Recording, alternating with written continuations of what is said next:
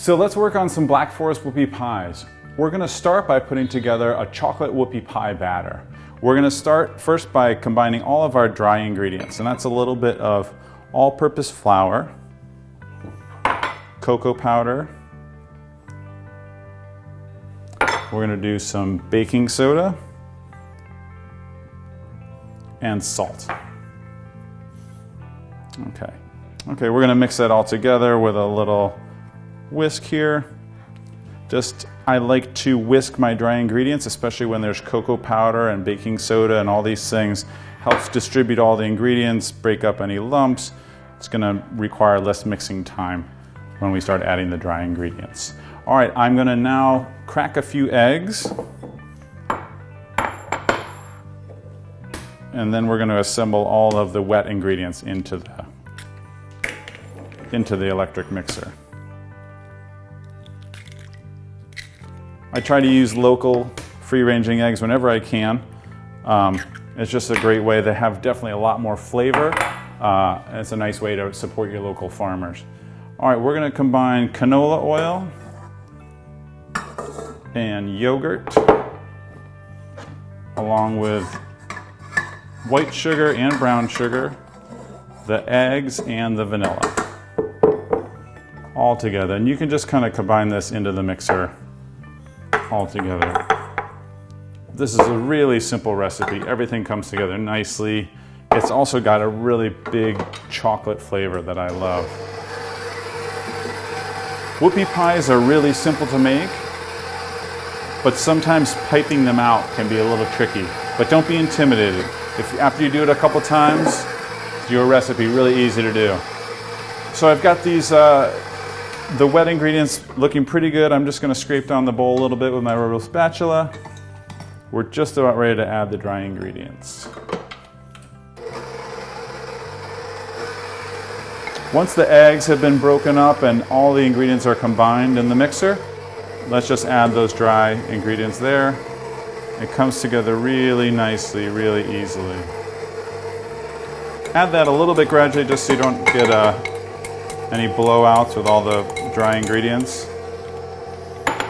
Again, we're going to scrape down the bowl real quick. You always want to make sure you get right underneath the mixer, right on that dimple there of the electric mixer. That's where the ingredients tend to gather. All right, we're just about finished up. When it's almost fully incorporated, but not quite, I pull it off the electric mixer and then I just finish it up with my rubber spatula, just finish the mixing by hand. Again, it prevents over mixing. You can sort of make sure that everything looks good. I can just look at that, I can smell it. It smells awesome. That's a really chocolatey whoopie pie. The batter's looking great. I'm really happy with that. All right, right now I'm gonna just set this aside to sort of relax for a few minutes, and then I'm gonna show you a few tips on how to pipe out whoopie pies.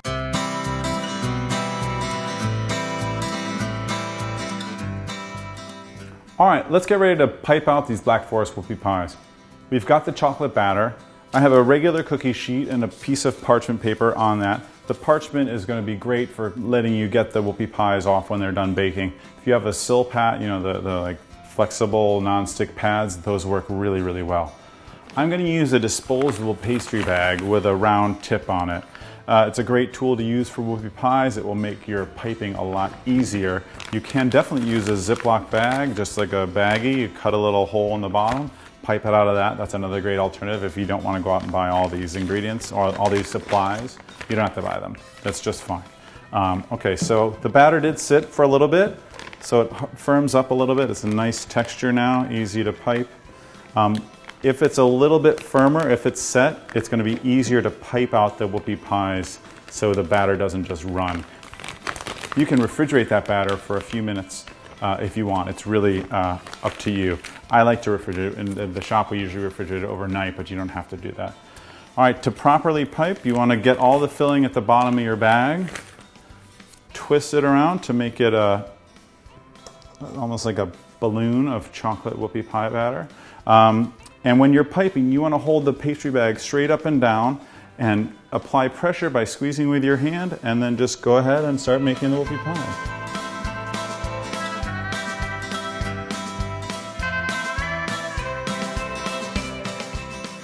Usually I just try to make them a couple inches in diameter. One thing also, you want to hold your pastry tip about the same height above the paper as you do each time to make them uniform in depth and not just width, because that's an important part of it too.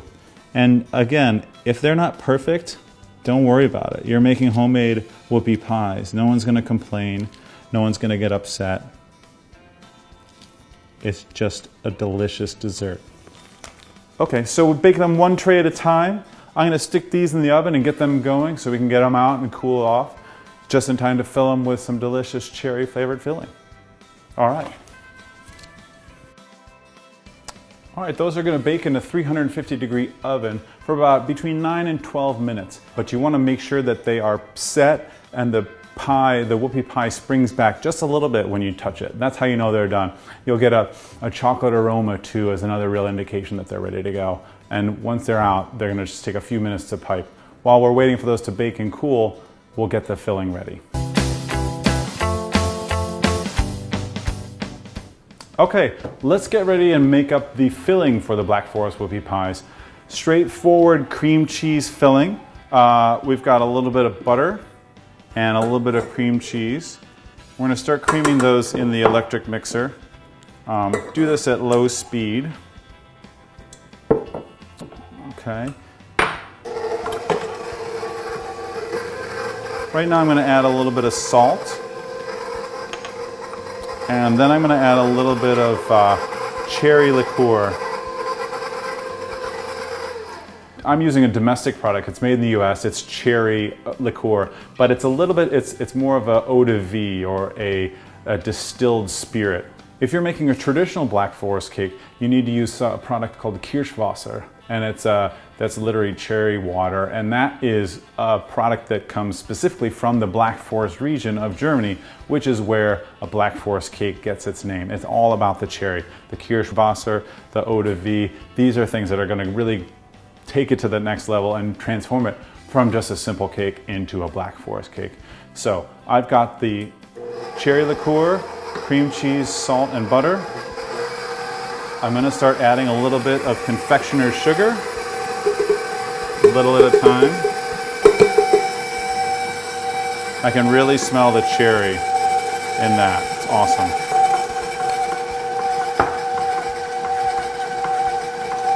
All right, that's coming together nicely. I'm just going to scrape down the bowl really quickly. I've got a lot of confectioner's sugar at the bottom, and that's the part you want to make sure gets mixed in. And the texture that you're going for on this is a little bit on the firmer side.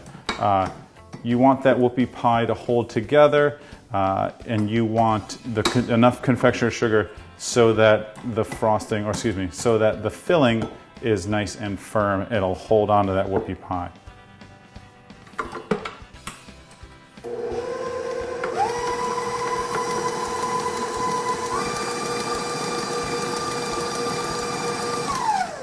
Okay, that's just about where I want it to be. Let me take a quick look. I'm going to pull it off. So I'm going to scrape down the bowl, get a little bit of the filling off there. I want it to be firm enough to hold its shape while it's in the whoopie pie.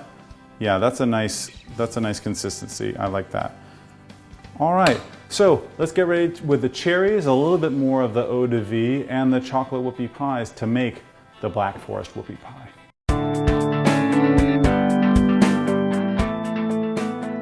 All right, let's get ready to assemble the Black Forest whoopie pies. So I've got some baked whoopie pies. I've got some chopped up dried cherries. I've got a little bit more of the eau de vie, the cherry flavored liqueur, and I've got some cream cheese cherry filling. First thing I'm going to do is I'm going to loosen these whoopie pies from the pan, and I'm going to turn half of them over, and those are going to be the ones that I fill. And I'm also going to take a little bit more of the cherry liqueur, and I'm just going to brush lightly on just half of these. If you really want a stronger cherry flavor, you can do on both the top and the bottom.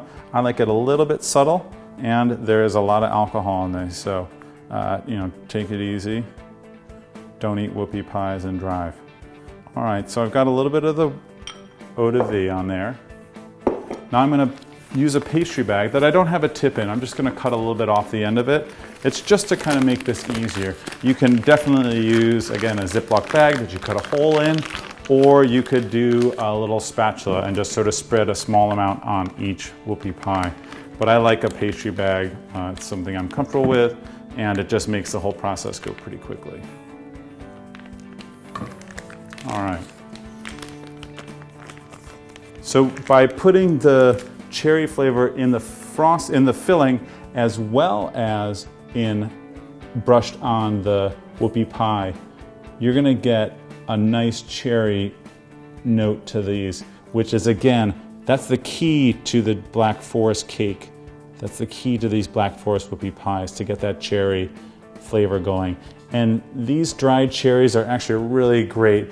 They're very juicy. If you have some that are not quite as juicy, you can certainly plump them up. You can take a little bit of the eau de vie or the cherry liqueur and sort of just soak them in that for a little bit. You can heat it up and soak it. You can use orange juice if you don't want to use eau de vie. You could use cherry juice if you want to reconstitute them a little bit. But I would just put a little on each whoopie pie.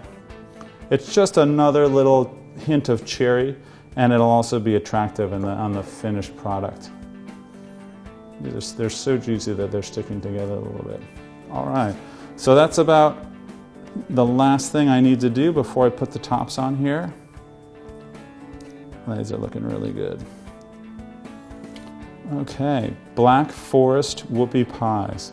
Chocolate whoopie pie with a cherry eau de vie filling and dried cherries. Awesome.